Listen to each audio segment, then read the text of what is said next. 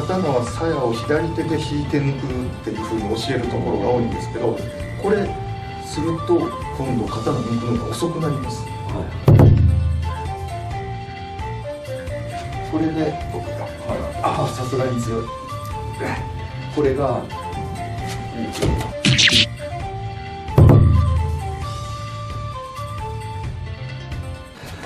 こんにちは、空手家工芸です。今日はですね、大阪の日本橋にある居合の、資産、体験の道場の、東進に来ているんですが、今回はですね、昔テレビで拝見してからずっとお会いしたかった先生とのコラボになります。居合切りで6つのギネス記録を持ち、時速350キロでエアガンから発射されたたったこの6ミリの弾をですね、日本刀で切ってのげるという、まさにちょっと漫画のような神業をやってのげている、終身流居合術標法、創立者、令和の剣豪町井勲先生です。すいません、よろしくお願いします。本日はよろしくお願いします。いや、僕のチャンネルの方って結構どうしても格闘技とかの方がメインで、ちょっともしかしたらその居合とか知ってみない方もいるかなと思うんで、簡単にですねいいんですけど、自己紹介をお願いしてもよろしいですか。はい、今纐纈先生ご紹介してくださった通り、はい、居合と剣術を、日々研究しております、町井勲です。居合っていうと、どうしてもその刀の抜き差し、それからその竹とか、僕ら切手の畳表なんですけども、そういうのを真っ二つに切る武術っていうようなイメージが強いと思うんですけども、僕が求めてる居合っていうのはその物切るとか刀の抜き差しではなく、あくまで刀はもう自分の体、身体操作を練るための物差しっていう位置づけでやってます。で、今日は纐纈先生に剣術、それと居合の基礎になるものをちょっと体験していただきたいなと考えております。ぜひ、はい、よろしくお願いします。ではちょっと早速ちょっと居合について習っていきたいんですが、今回お聞きしたかったのがですね、初めて先生をテレビで拝見した時に衝撃を受けたのが、6ミリの BB 弾を切るっていうので、その納刀した状態から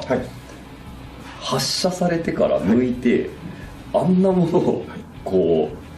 うなんですか、あんなものっていうか、あんなちっちゃいものを僕バット振っても当てれる気がしないんですけど、あれに刃を当てて切るっていうその技術自体が、当然そのなんなら発射されてから間に合うまで抜くっていうのもちょっと自分には多分できないと思うんですけど、でもなんかただただ早く抜くだけならなんとなくわからんでもないんですけど、それをあれだけの精度でタイミングを合わせて切るっていうのは、そもそもどんな練習をして、なんですかね、どういう修練を積み重ねた結果、なんかああやってそのパーンって打たれたものを見て、これはいけるなっていう思えるレベルになるのかとか、そのために何が必要なのかっていうのとかをちょっと今回お聞きしたいなと思いまして、BB 弾が発射されて、刀抜くまでその手で抜いてる間はもう間に合わないんですよ。で、向こうも迫ってきますし、こっちも要はプラスプラスの余計加速されてしまうので、いかにその場にいながらにして先に刀を抜いてしまうか。で、その場右手で抜かなければ、1秒でも長く飛んでくる球を見ることができるんですね。で、今のエアガンのその飛距離を伸ばすためにホップアップっていう機能ついてまして、回転かかってるんですよね。で、ある程度まではまっすぐ来るんですけど、それ以上になるとヒューって上に上がったりするんです。で、それを目で目視してっていうのは途中まで、で発射されて途中までを球を見据えて、あとはもう武術で、培ってきたその第六感を使います。ここに到達する、ここに到達するっていうのが大体分かるようになるので、そこに抜けた刀をあとは体で持ってって切るっていう。だから野球のボールの場合は、120-130キロも出てれば本当に刀振り切らずに構えてるだけでも当たれば勝手にボール切れてくれるんですけども、 BB 弾の場合はこっちが本当に切るっていう動きをしない限りは砕けてしまうんです。僕がテレビでやったみたいに真っ二つにいうふうにはならないので、でその今日体験していただいたら一番よくわかると思うんですけど、とにかく力使わないんです。で、体の軸を整える、それさえできれば割とそんなに難しいものではないです。なんか想像できないなじゃあすみませんが、今日そちらよろしくお願いします。よろしくお願いします。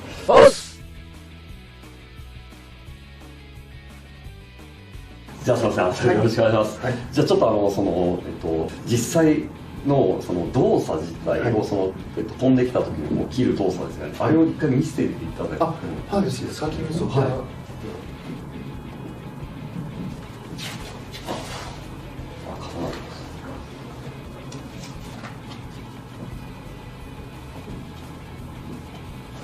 すね。先ほどご説明したように、向こうから350キロで発射されるものに対してこう抜いていくとまだ刀こんなに残っちゃうわけですよね。で、向こうが350で来る、こっちも何キロ出るか分かりませんけど、このスピード加速で実際飛んでくる球もっと速く感じてしまいますので、であと手を伸ばして抜いてしまうと、もうここで関節完全に伸びきってしまいますから、まず当てることができたとしても斬撃力がないんです。やりたいのは手で刀を抜くのではなく、体で刀を抜いてしまう。で、最近の居合の道場行くとなんかこう勘違いされてる方がたくさんいらっしゃって、刀は鞘を左手で引いて抜くっていうふうに教えるところが多いんですけど、これすると今度刀抜くのが遅くなります。だから右手も左手も使わずに、この股関節の緩みだけで刀を抜いてしまうと。そしたら肘も手首もしっかり残ってるので、手首を使わずに、あとは体軸で刀を振ると。すると長年やってるから大体その感覚が分かるようになってくると切ることができます。とにかく刀を右手で抜かずに、でお尻を引いてもダメなんですね。斬撃力が消えてしまうので、自分の軸はここに整えたままで股関節で刀を抜くと、それが基本になります。右手で振ってる間はもう細い畳表でも切るのは難しいです。今見ていただいたその股関節を使って刀を抜くっていう、これはその刀の抜き差しだけじゃなくて、まずこれができないと剣術ができないんです。で、今居合を習われてる方っていうのはもう抜き差しばっかりに集中して稽古されてるので、剣術ができない方がほとんどなんですね。とりあえずまずここを使えるようになりましょうっていう稽古で、今からお見せするのが十文字合わせという稽古になります。で、ちょっとうちの門弟呼びますね。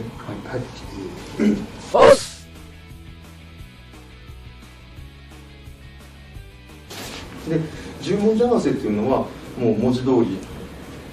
垂直に立てた刀に対して、こっちも水平に。で、これで相手を崩しながら相手の首にこの木刀を持っていくんですけども、力で攻める間は相手は必ず反応します。首に刀が届かない。で、手は一切使わずにこの下半身だけで攻めていくと、こういう感じで相手の中心が取れます。ちょっと一度やってみてください。柳原君、手と手当てて。股関節で、左右両方使うか。片一方だけを使うってことはないです。両方使うんですけども、そのどちらをメインで使うかで、動きが変わってきます。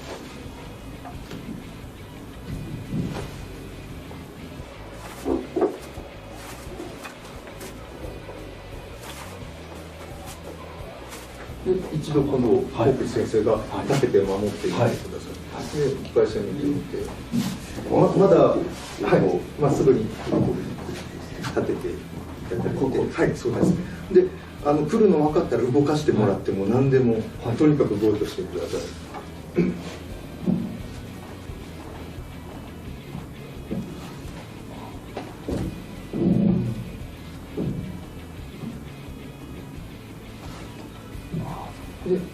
なんか、もう彼が一番うちの道場で修行年数長いんですけど、この股関節の使い方って非常に習得が難しいんですね。で今度僕やってみます、ここからですね。合わせて動き始めた時にはもう纐纈先生の軸を僕が制す形になれば、もうどんだけ力入れて止めようと思っても止めれないんですね。いきます、こういう形です。今度こっちはもう体安定してるじゃないですか、これが先ほどみたいに手で攻めてしまうと纐纈先生動かないと、相手が守ろうとしても守った形のまま相手が崩れるっていうのが、ごめんなさい、当たっちゃう。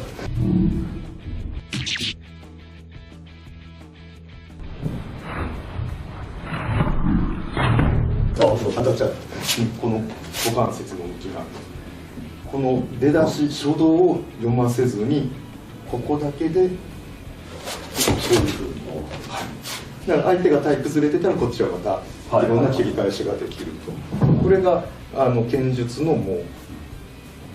基礎中の基礎なんです。これができないと相手の刀を受けた時に自分の刀が折れるか刃こぼれします。刀って刃から胸までのこの一直線に対しては強いんですけど、側面は弱いんです、でいかに小さな動きで相手の刀のこの側面を取って乗るかっていう傾向になります、もう一回門弟さんにやってるのを見せてもらってよろしいですか。ちょっと受けて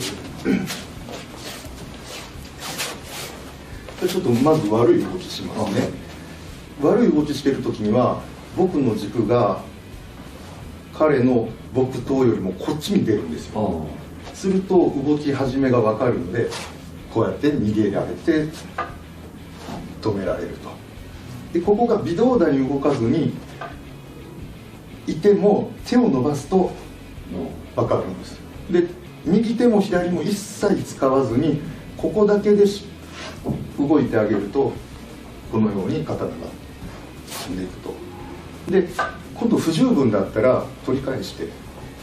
ちょっと悪い例します。で今度は受けるだけじゃなくて相手が反撃する意思を見せますね。この瞬間切ったつもりが自分が切られてしまう、で、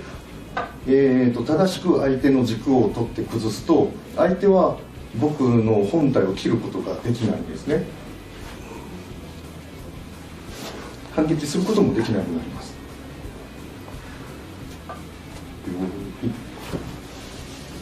あとはどうしていくと、ちょっとやらせてもらってよろしいですか。先生が守る方ですか。攻める方。攻める方です。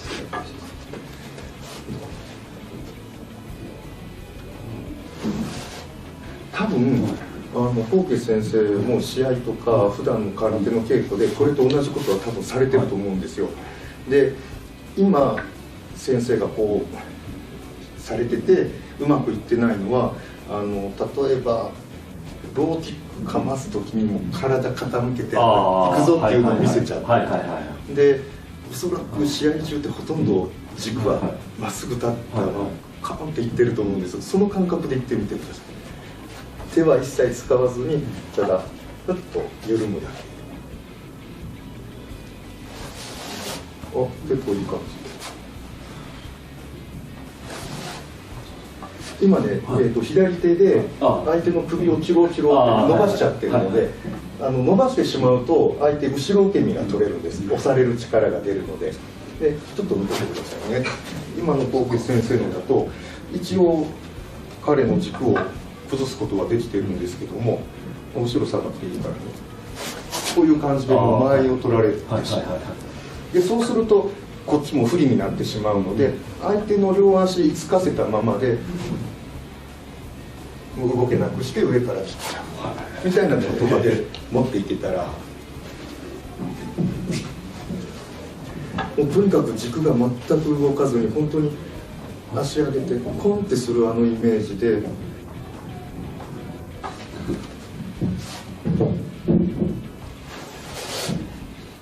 ちょっと一度僕受けてみます。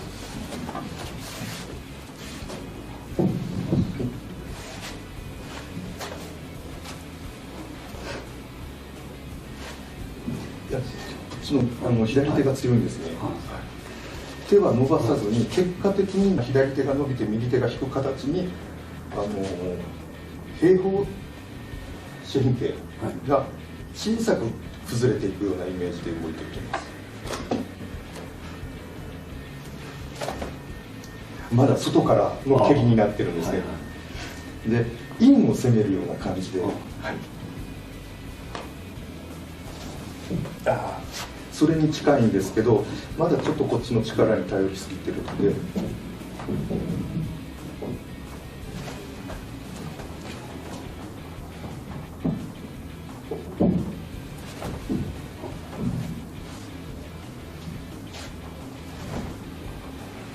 あと旋回がかかっちゃってるんですよ。で、回転すると相手は全部動き読んじゃうので、胸板はもう本当動かない、これだけの動きで、まず力かけずにそーっと体を旋回せずに胸板が正面向いたままで動くような、惜しい。それで今軸がこっちずれているので、今ね2ミリぐらいずれてるんです。それを完全に殺してください。ダメ、ずれた。こっちにやっぱ逃げちゃってる体が。このまま落とす。そうそう、今の感じ、今の感じ。そうです、そうです。そしたらほらもう僕刀の刃をこっちに向けることもできないんで、そのまま力入れずにぐーっと、そうそうそう、そしたらもう相手沈み込むしかないんです。力抜いて本当に胸板の向きが変わった瞬間、相手は察知しますので胸板変えない。うまい、うまい、うまい、うまい。できてます。初っ端からできる方なかなかいないんです。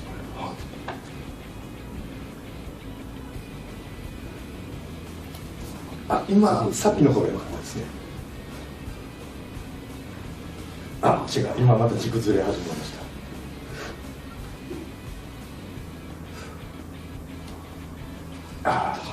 なんか欲張り始めるんですね、こういうのってすぐ。さっきすごい良かったです。今ねちょっとまた旋回が出てきたので、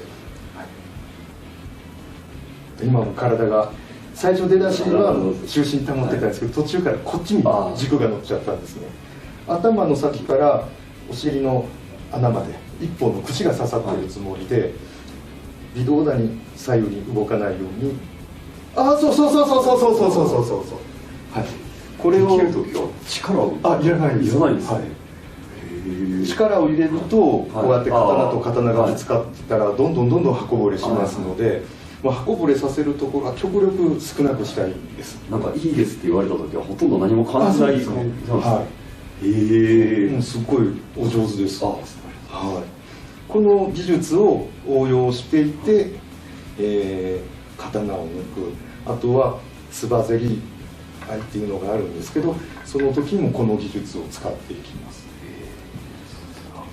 今ちょっとこのやったやつの応用をちょっとお見せしますね。ちょっと受けて。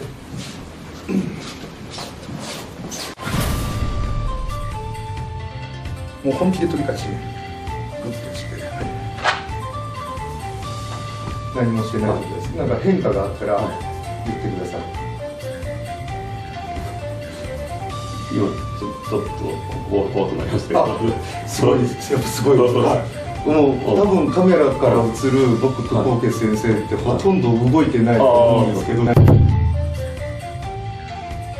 組手の中で僕が結構大切にしているのが主導権を、どっちが取ってるかっていうのを常に意識しておくってことなんですが、主導権を奪うって言われても何が主導権なのっていうのが結構あったりするので、一番ダメな状態はちょっと前で攻撃をしようと前で出たんですが、相手がこう前に出た時に、間合いを嫌ってちょっと前に